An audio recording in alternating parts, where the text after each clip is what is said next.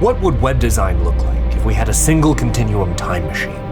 If we could steal from the future the tools to visually build our designs, while the code wrote itself. Not a template, not a wizard or a framework, literally the same style properties used by those building on the very frontier of web design. And what if you could learn everything we took from the future? What would you build? Probably another time machine.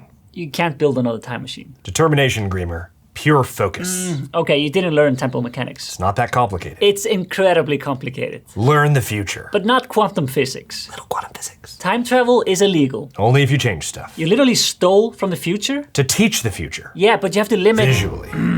Fine. Learn web design, development, and temporal mechanics. Visually. Visually. That's okay. That's better.